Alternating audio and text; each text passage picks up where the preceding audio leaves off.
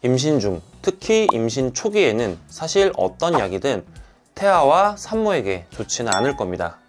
하지만 그 고통을 참는 것이 오히려 태아와 산모에게 좋지 않은 영향을 줄 수가 있는데, 그렇다고 가벼운 감기 증상 같은 경우엔 약을 먹기엔 괜히 불안하실 겁니다. 임신 중에 아플 때는 그럼 어떻게 대처를 하는 것이 좋을까요?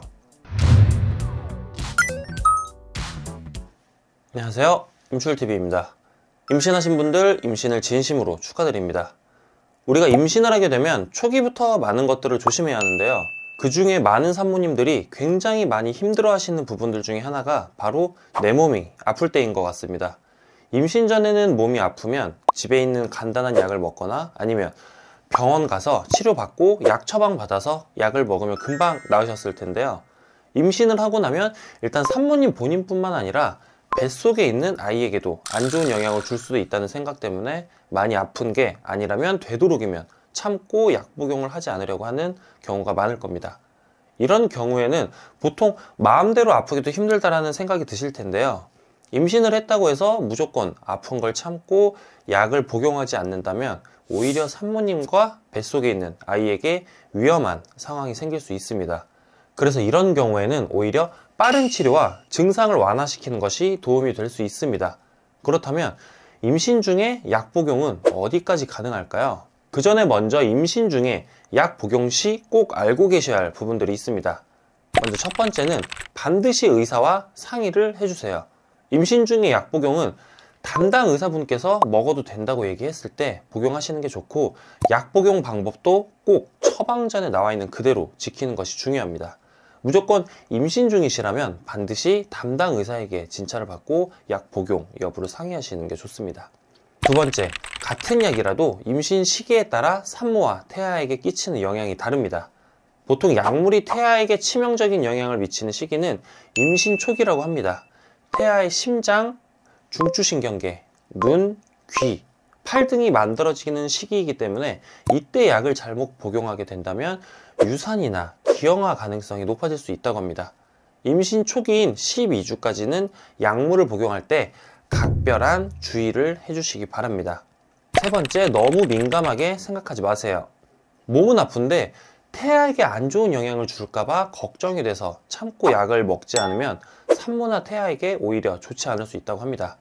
약의 복용 여부를 떠나서 불편한 점이 있다면 이것을 해결할 방법을 찾아야 합니다. 물론 임신 초기에는 약 복용을 주의해야 하지만 너무 민감하게 생각하지 않으시는 게 좋습니다. 그럼 우리가 임신 중에 아팠을 때 복용이 가능한 약은 어떤 것들이 있을까요? 임신 중에 약 복용은 의사와 상의 후에 처방대로 복용하게 되면 우리가 생각하는 것만큼 태아에게 미치는 영향이 그렇게 크지 않다고 합니다. 모든 약이 안전한 것은 아니지만 복용이 가능한 약들도 있습니다. 먼저 첫 번째로 감기약이 있습니다. 임신 중에 일상생활이 힘들 정도로 감기에 걸렸다면 의사의 처방에 따라 감기약을 복용할 수 있습니다. 감기로 인한 심한 고열은 산모와 태아 둘 다에게도 좋지 않다고 합니다. 그렇기 때문에 심한 감기에 걸렸을 때는 병원에 방문해 의사와 상의를 하시기 바랍니다. 두 번째, 알레르기 약이나 비염약입니다. 이 약들이 사람에게 끼치는 영향은 아직 알려진 바가 없지만 장기간의 사용은 피하시는 게 좋습니다. 코에 뿌리는 스프레이 형태의 비염약이라면 전신에 미치는 영향이 적어서 걱정하지 않아도 된다고 합니다. 세 번째는 치질약입니다. 좌약이든 바르는 약이든 치질약에는 스테로이드제가 극히 적은 양이 들어가 있기 때문에 크게 염려를 하지 않아도 되지만 꼭 담당 의사에게 확인 후 복용해 주시기 바랍니다. 네 번째는 소화제나 위장약입니다. 임신 초기에는 입덧으로 구토나 소화불량 때문에 고생을 해서 소화제나 위장약을 먹는 산모님들이 계실 텐데요, 장기 복용이 아니라면 큰 문제는 없지만 혹시라도 위염이나 위장에 문제가 있다면 꼭 의사에게 진료를 받고 처방을 받아주시는 게 좋습니다. 다섯 번째는 설사약입니다. 설사를 멈추게 하는 약 자체는 태아에게 영향이 없지만 설사가 계속된다면 그 원인을 찾는 것이 좋기 때문에 산부인과나 내과에 방문하셔서 의사에게 진찰을 받아보시는 게 좋습니다.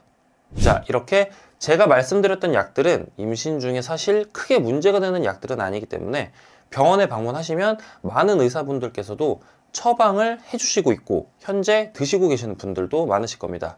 그렇기 때문에 참기 어렵고 불편하시다면 꼭 병원에 방문하셔서 의사에게 진찰을 받으시는 게 좋습니다. 하지만 제가 말씀드렸던 약들을 제외하고 정말 각별히 주의를 해야 하는 약들도 있습니다.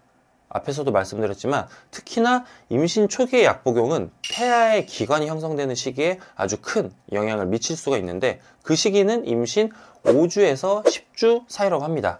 만약 이 시기에 약을 잘못 복용하게 되면 유산이나 태아의 기형을 유발할 수가 있다고 하는데요. 그럼 임신 중에 특히나 주의해야 할 약들은 어떤 것들이 있을까요? 먼저 첫 번째로 호르몬제입니다. 부신피질 호르몬제나 항체 호르몬을 많이 복용하게 되면 태아의 기형을 유발할 수 있다고 합니다.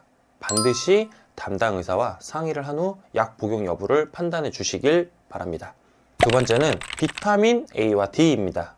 임신 중에는 막연하게 비타민을 많이 섭취하면 좋다고 생각하실 수가 있는데, 비타민 A를 1일 권장량 이상으로 섭취를 하게 되면 태아에게 비뇨생식기형, 소두증, 중추신경계, 기형이 나타날 수 있다고 합니다.